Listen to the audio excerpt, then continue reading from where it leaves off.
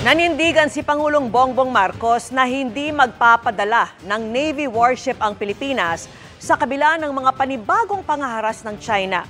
Sinabi niya yan ngayong anibersaryo ng United Nations Convention on the Law of the Sea na isa sa basehan ng Pilipinas sa pag-iit ng teritoryo at soberanya sa West Philippine Sea. Nakatutok si Ivan Mayrina. Sa mga nakalipas sa linggo, panibagong mga insidente na agresibong aksyon ang ipinamalas ng China sa loob ng Exclusive Economic Zone ng Pilipinas. Mula sa paglapit ng helicopter ng China sa mga Pilipinong nangingisda sa Rosal Reef o Iroquois, peligrosong pagharang, pagbangga at pag-water cannon pa sa mga barko ng Bureau of Fisheries and Aquatic Resources o BFAR. At pinakahuli, ang bagong insidente ng panglilaser sa barko rin ng BFAR. Ang nakababahala pa ayon sa Philippine Coast Guard, kung dati-rati pang Coast Guard o militia vessel lang ang mga barkong gamit ng China sa pangaharas, ngayon Chinese Navy warships na at nasa pangulo na raw kung tatapatan ito ng mga barko ng Philippine Navy. Sagot ng Pangulo, sa kabila ng pangaharas, hindi magpapadala ng Navy warship ang Pilipinas sa West Philippine Sea. We are not at war. We don't need Navy warships. All we are doing is resupplying our fishermen, protecting our territorial rights.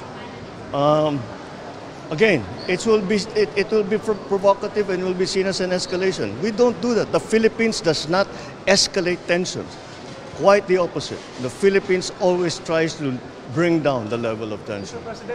Matatandaan nung isang linggo lang, sinabi ng National Task Force on the West Philippine Sea na posibleng i-deploy na rin ng Philippine Navy ang mga warship ng Pilipinas para sumabay sa mga ginagawang resupply mission ng BFAR at PCG sa mga mangingisdang Pilipino.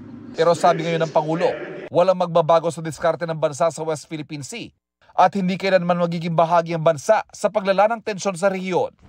Ang pahayag ng Pangulo kasabay na ika-42 anibersaryo ng United Nations Convention on the Law of the Sea na siya itinuturing na saligang batas ng karagatan na layong magtakda ng mga karapatan at maiwasan ang tensyon sa pagitan ng mga bansa. Ito rin ang isa sa mga basehan ng Pilipinas sa pagitan ng teritoryo at soberanya nito sa West Philippine Sea. As it upholds its lawful claim to its maritime entitlements, the Philippines has continued to engage coastal neighbors through discussions on the delimitation of the exclusive economic zone, the continental shelf, and the extended continental shelf measured from lawfully drawn baselines where these maritime zones may overlap. Para sa GMA Integrated News, Ivan Mayrina, nakatutok, 24 oras.